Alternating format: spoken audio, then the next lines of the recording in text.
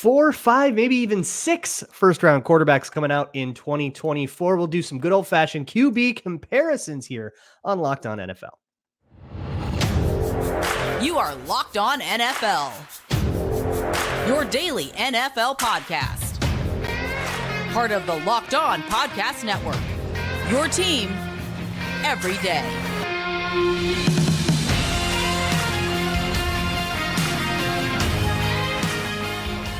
What's going on, everybody? Welcome to the Locked On NFL podcast. Hope y'all are doing great. It's Tuesday. That means you got me. I'm Luke Braun here with David Harrison. He does Locked On Commanders. I do Locked On Vikings. And thank you so much to those of you who come around and listen to Locked On NFL every single day. Today, we are going to do some QB comparisons, in particular comparing to the 2021 draft class, which doesn't that feel a little bit familiar? Tons of quarterbacks coming out of college, but that one went pretty bad. So let's portend some doom for some of these hopeful, bright-eyed youngsters. Today's episode is brought to you by Gametime. Download the Gametime app, create an account, and use code LOCKEDON for $20 off of your first purchase. So I guess the way that we're going to do this is we're going to just look at some of these 2021 quarterbacks, many of whom are in their walk of shame to their new team with a sixth round pick coming back. And let's look at this year's quarterbacks and see, let's start with who is the Trevor Lawrence, right? Who is not only the one who was promised, but maybe the only one that actually makes it, the one with the best chance to stick with with the team that drafted them and get a second contract, or at the very least stick to the end of their rookie deal. What do you think, David? Yeah, and I think, and I think it's important for everybody to understand, like, we're not talking player comps, we're talking career comps, right? Like we're talking about career arcs, like, right? Because there's nobody Trevor that's like Lawrence similar to Lawrence in terms of style at all. Yeah. Because Caleb Williams doesn't look like Trevor Lawrence, doesn't play like Trevor Lawrence, right? But I think Caleb Williams, I think he's, it's a low hanging fruit, but I think he's the low hanging fruit for a reason. Like, you look at when you watch him on tape, and I'm in the fortunate situation where the team that I cover could be taking a quarterback at 1, 2, 3, 6, 8, 11, 12, anywhere in that range. So I'm watching really all of these quarterbacks in some way, shape, or form. When you look at Caleb, I think you see enough, what you can see of leadership on tape. I think you see enough of it. You see enough, dynamic ability. The arm strength is there. The throws across the field, wherever you need him to. I don't like that he tries to be kind of Mahomes-ish, like with his arm slots and all that stuff. Like, sometimes he gets a weird arm angle where he doesn't really need to. It's like, bro, just throw the ball in there and you're good. But he wants to lean at like a 45-degree angle and do all these kinds of things. But I think just when you look at the total package, I think he's the low-hanging fruit, to be the Trevor Lawrence, to be the guy that 4 years from now, 4 seasons later, 5 seasons later, he could be the guy that's getting ready to take his team into the next season as the starting quarterback. I see a lot of options here. Like, I don't think this one's going to be like the 2021 class where everybody's getting dumped for day 3 picks, in 3 years. But if I had to pick the one that I think has the lowest chance for that to happen, I think it's somebody that you have to be like willing to give a lot of leeway to, right? Where if they aren't really good right away, you're not moving on immediately. I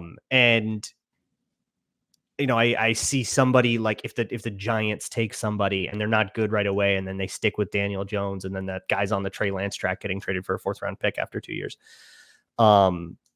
So I think that's part of a good reason to pick Caleb Williams as well, because the Bears are going to stick by him. They just did the short leash, the short hook with Justin Fields. So I don't know if they want, Brian Poles is putting his lot in with Caleb Williams. This is his guy, and Caleb Williams leaves when Brian Poles leaves, So I think that's an easy one. But you know what? As a spicy-ish take, I think the young guy, which would be JJ McCarthy, also kind of has that same leeway where, even if he does struggle a little bit early, he might get met with a little more patience than somebody like, Jaden Daniels or Bo Nix or Michael Penix, who you kind of know who they are by now. They're coming out a little bit older.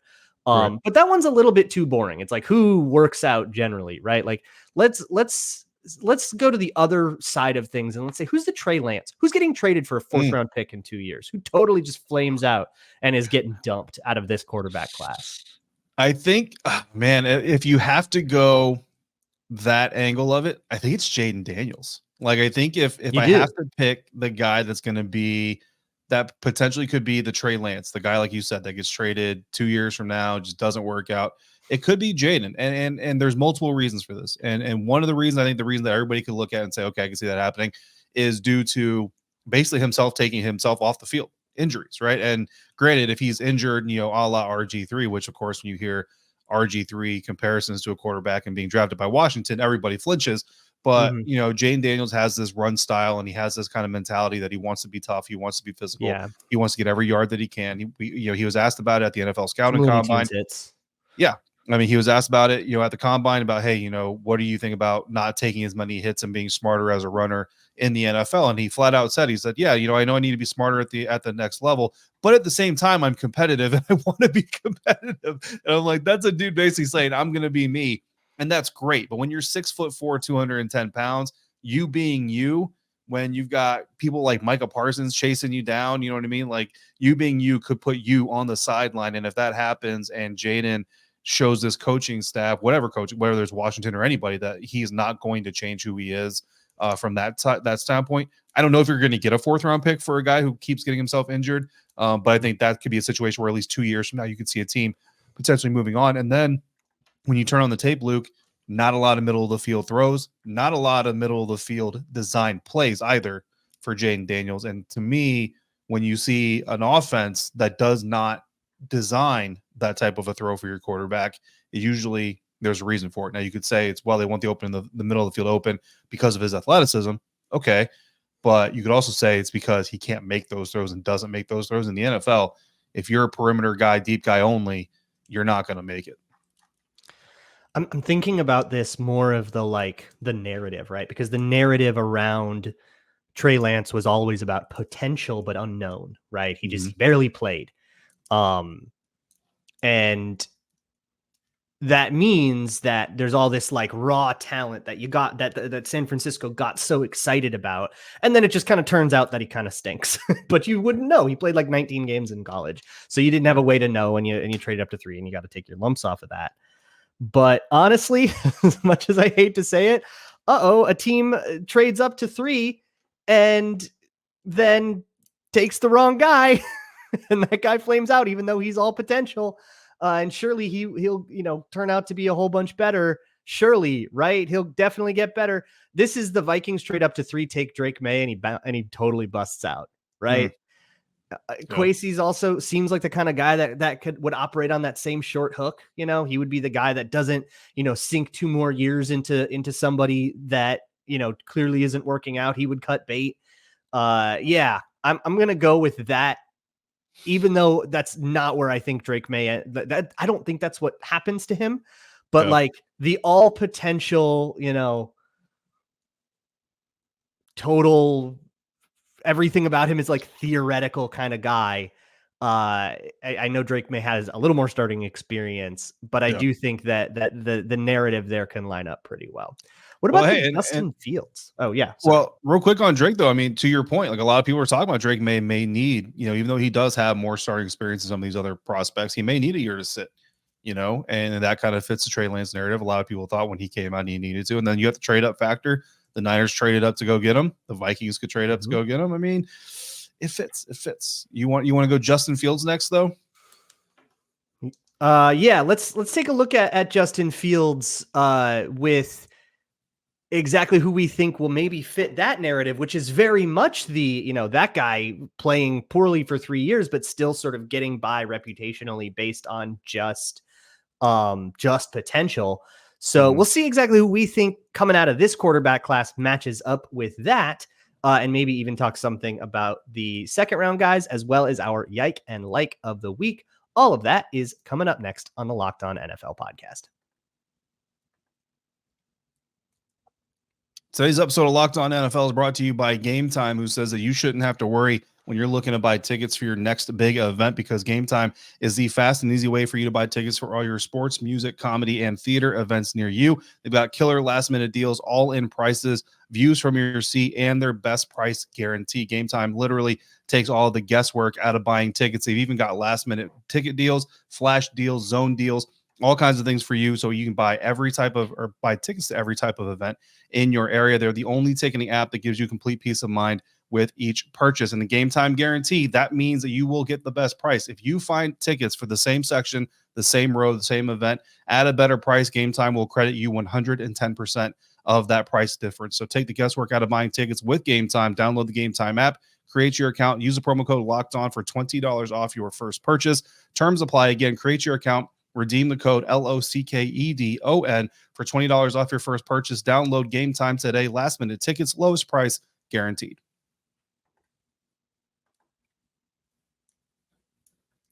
Thanks a million for making Locked On NFL your first listen of the day. Hey, that baseball season is coming up. The MLB season preview is on Locked On Sports today. On March 20th at 7 p.m. Eastern time, you can be the first to get local insight from MLB, local experts on the Locked On Podcast Network. Once again, you can find that on March 20th at 7 p.m. Eastern time on the Locked On Sports Today 24/7 streaming channel on YouTube or the free Amazon Fire TV channels app. Let's move along here. I'm having fun with these QB comparisons. Who is the Justin Fields of this class? The quarterback that comes out with a lot of potential that we see struggle a lot in their first 3 years, only for them to struggle so much that that his team ends up with a first overall pick that ends up sort of being his undoing. Think of this also as the Josh Rosen, the Josh Rosen arc, but maybe a couple years deferred with Fields, where you think the team should stick with them for the future, but then they get a high enough pick and you go, maybe they won't. And then suddenly the guy's backing up Russell Wilson before you know it. Yeah. I kind of look at this too, Luke, as the team. So I'm in the school of thought with the Justin Fields situation that the Chicago Bears probably own more of the blame for why this whole thing didn't work with Justin than Justin Fields does, although Justin certainly deserves a fair share as well. And I kind of look at the New England Patriots and I look at their coaching situation and moving on from Bill Belichick. And if they take a quarterback at number 3 and it's Drake May, again, we just talked about him maybe needing some time to fully develop. A new coaching staff is in there. Is that coaching staff going to click within themselves? Is that coaching staff going to click with all the new players they're bringing in and a young quarterback? Are they going to be able to develop them? If they don't develop them in time, is Bob Kraft going to have the patience to allow Coach Mayo to develop as a coach as well? Like, this is a first-year coach. He's kind of a surprise candidate. Nobody really saw him coming. So this could be a situation where you look at Justin Fields going through multiple head coaches in a very short time period because the coaches just never really put it together. And you have an organization in Chicago that really needed to get their own act together. Like, as a franchise, just get your own act together before you start putting a young quarterback in here, expecting them to put all the pieces together for you. I kind of look at the Patriots in the same boat. I don't know that I really feel confident the Pats have a firm grip of the steering wheel with their future post Belichick. I think they're just kind of putting some guys out there and hoping it works out. And then let's see what happens. And if we need to make changes down the road, we will. That is not a healthy environment for a young quarterback to come into. So Drake May already needs time to grow into his role, comes into a situation where the coaching staff, the leadership needs time to grow into their role. It just, to me, isn't conducive to a healthy relationship. And, look, 2026, maybe we see Drake May moving on to back up Justin Fields in Pittsburgh. I could see that. I know you're going to hate this, Mr. Locked On Commanders, but I see it with Jaden Daniels and the Commanders. I could too. I just don't want to use Jaden Daniels twice. Well, yeah, and I'll tell you this too. I have Jaden Daniels is honestly my favorite QB in this class. I know that's a spicy take, and I don't hold it very strong. If everybody else thinks Caleb Williams is the best, that's fine. I'm not going to argue with you. But I love what Jaden Daniels can do. That said, I think kind of what you said about like maybe not protecting himself, the injury thing could happen, and then that could lead to a 1-16 season. And, a lot of stuff can go wrong. And I can see, like, to me, he's somebody that is also, because of his age, if he does come out and just like kind of stink, you go, all right, move on. you just go right out of it. But I can also see like a lot of, like one of the funniest things with Justin Fields was people posting like Ohio State highlights all throughout like all throughout his 3 years. So like where are the highlights from the pro game, everybody? Like I could see that Florida State run getting posted 3 years from now for somebody who's just not ready to move on from Jaden Daniels. You know what I mean? Yeah. So I could definitely see that. Okay, so who's the Mac Jones? Let's this can be a couple of different people. The first year starter, right? Who just kind of tops out, and then be it because of situation or whatever other reason, we've got decline, and then they totally just like nosedive and end up getting ousted for like bridge quarterbacks. That using that description, I am going to go with Bo Nix. I think Bo Nix is potentially the kind of quarterback that goes to a situation, and you kind of already said it, right? Like we kind of know what Bo Nix is, and maybe he comes in and because he's fresh, because he's got clean eyes, because he's with a new team that's going to use some new things and do all this other stuff, looks really good for the first year, maybe even some change. But eventually everybody figures him out. And eventually everybody finds out what his weakness is, and they exploit that, and they make him look like a pedestrian quarterback. And I think when I look at these guys, it comes down to me, honestly, it comes down between Bo Nix and Michael Penix Jr. And I think Bo Nix is probably going to get drafted sooner. So I'm going to give that to Bo Nix. Let me paint you a real spicy story. So you could have, say, the Patriots take Drake May, but they're not ready yet. And Drake May isn't ready yet. And because, look, Elliott Wolf was there when Aaron Rodgers sat for 3 years in Green Bay and knows the value of that. They say, we're going to sit you. And I know we have Jacoby Brissett, but in the second round, we are also going to take Bo Nix. We're going to have two of them. We're going to do an RG3 Kirk Cousins move. We're also going to take Bo Nix. Or, this could be maybe not Bo Nix. This could be Spencer Rattler. This could be Joe Milton, right? Yeah. But we'll go with Rattler, who has a lot of experience, right? And you get somebody that, can sort of get into that QB competition. And then it's August, and suddenly Spencer Rattler's taking first team reps, and everybody's laughing and everybody's going crazy. Could you imagine the headline, right? He plays 1 year, he stinks, he's out of it. And Jacoby Brissett, I think he's only on a 1-year deal. He leaves in free agency after the season. Next season, Drake May is ready to go. He takes over. Patriots go wherever they're going to go with him. And then suddenly Spencer Rattler, who has at least played 1 season, has earned himself like 5 years of backup QB money. Hey man, 5 years of backup QB money is still pretty good money for compared to most of us. So that's interesting. But again, you talk about an organization, the Patriots, like, do they really have control of where they're going? Do they really have, a direction? Yeah. And you can see a team like that kind of getting desperate. Like, well, let's take 2 bites at the quarterback apple in the quote unquote deepest quarterback class and forever. Look, nobody expected Washington to take a quarterback in the first and the third, but they did. So who's going to stop the Patriots from doing that as well? Yeah. And I know I just kind of described the Davis Mills arc, but who's the Davis Mills of this one? Or you know what? Let me, since I just did that, let me do one. Who's the Kellen Mond, the 3rd round quarterback that's cut in 2 years? Jordan that Travis. Everybody knows is bad, but somebody goes for him anyway. Yeah. Joe Travis. It's Jordan Travis. I don't know if he's a 3rd round guy. Like, I don't think Jordan Travis is going to get into the 3rd round, but if there is a guy, I think it's Jordan Travis. And he's just, too raw coming off the injury. He reminds me a lot of Malik Willis, as far as like, there's some excitement and with the way he freelances when he needs to and stuff like that. But I don't think you see a long-term quarterback future for him in the NFL. Yeah. Some like stupid raw talent guy that actually doesn't know how to play, but has some eye-opening thing at the combine. But enough about Joe Milton. No more Tennessee Volunteers. I'm done with them. Hey, that was exciting though. We need a ban on all Tennessee Volunteers until we figure out what's going on. Yeah. Let's peel our eyes off of the draft for a moment and talk about our Yike and Like of the week. That is coming up next. This episode of Locked On NFL is brought to you by Robinhood. Did you know that even if you have a 401k for retirement, you can still have an IRA? Robinhood has the only IRA that gives you a 3% boost on every dollar you contribute when you subscribe to Robinhood Gold. But get this, now through April 30th, Robinhood is even boosting every single dollar you transfer in from other retirement accounts with a 3% match. That's no cap on a 3% match. Robinhood Gold gets you the most for your retirement thanks to their IRA with a 3% match. The offer, again, good through April 30th. Get started at Robinhood.com/boost. Subscription fees apply. And now for some legal info, claim as of Q1 2024, validated by Radius Global Market Research. Investing involves risk, including loss. Limitations apply to IRAs and 401ks.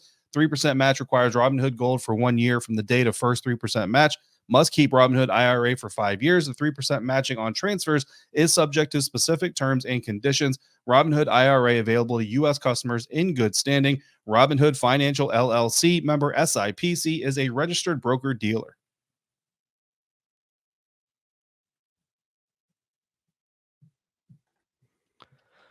All right, it is time for our favorite little Tuesday tradition. It is time for the Yike and Like of the Week here on the Locked On NFL podcast. David Harrison here, and I am Luke Braun. We have come up with one thing we liked from the week and one thing that made us say yike. So, David, why don't you kick us off with a little something about a guy you used to cover?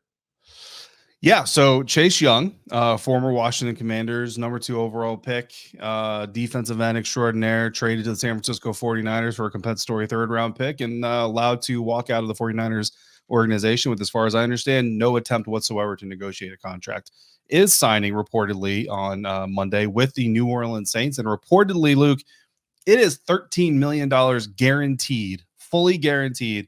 And so I just want to give a round of applause to Chase Young, because that is quite the deal for a young man. And look, this is going to sound very snarky, like I dislike Chase Young or I've got some sort of issue with Chase Young. Look, his career in Washington was what it was. Went to San Francisco. I like Chase Young. As a young man, I like Chase Young. I still think he has potential that he hasn't reached yet. Whether or not he reaches it ever is still to be determined. But when you consider this guy, you know, again, 16 and a half career sacks, 14 of those coming with Washington, 2.5 with the San Francisco 49ers. I think a lot of people saw a little bit of the exposure of what we saw here in Washington on why Chase Young was traded. And it's funny, there's actually a conversation going on right now about the media and public perception of players, a la quarterback Justin Fields, who some people were saying could get like a 1st-round pick for the Bears and not so much. Chase Young is kind of similar to that, except the media close to Chase Young, if you paid attention, wasn't really touting him as this guy where people thought the Commanders, if they trade him, would get a 1st-round pick or a 2nd-round pick. And there were people who were mad, Luke, that the Commanders didn't get as much for Chase Young as they did for Montez Sweat, who has almost twice the amount of sacks in his career than Chase Young does. Anyway, so he goes to New Orleans. So I applaud you for getting that deal. I applaud your agent for getting you that deal. And look, he's going to go join forces with Cam Jordan, who he himself only had 2 sacks in 2023. I was surprised to learn that because I don't really study Cam Jordan too closely, but I know he's a talented guy getting towards the end of his career. If I would say this, that if Nick Bosa, who Chase Young himself called Big Brother from their days back at Ohio State, couldn't get Chase Young to tap fully into his potential, at least to the point where the Niners were interested in talking about another contract, I don't know if anybody is going to get Chase Young on that mental track. But if there's a second guy, then maybe it's Cam Jordan. So I think you go to a place where you have a good veteran mentor to maybe get Chase Young to be able to tap into his full potential. Because like I said, I don't think he's reached his full potential yet, if he ever does. And you get to do it for $13 million guaranteed. To me, that is a win. Congratulations, Chase. See you at some point in 2024 because the Commanders visit New Orleans and I will visit Ross Jackson with them. Hopefully it works out, man. Because again, I do like Chase. I know a lot of what I said is tongue in cheek, but I do like Chase. So I hope it works out. And that deal is amazing to me.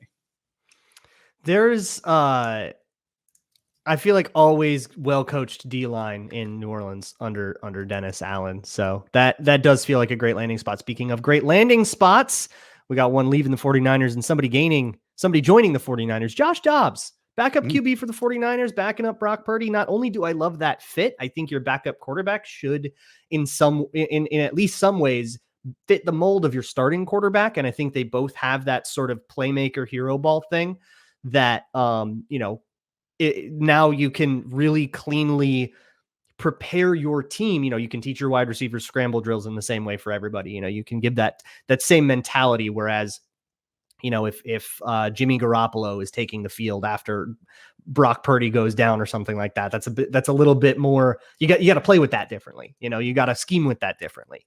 So it's nice to see that match, but I also love it for Josh Dobbs, whose last 3 seasons have been utter chaos, from getting traded, going camp to camp, learning new playbooks, having to join teams in the middle. He starts with game with the Vikings after being in the building for like 4 days. He's throwing to guys whose names he doesn't know and all that stuff. How about chill out a little bit, go to the most QB friendly offense in football, and just get a nice, peaceful, quiet season backing up Brock Purdy. And hey, God willing, he doesn't actually have to take the field because Purdy stays healthy all year.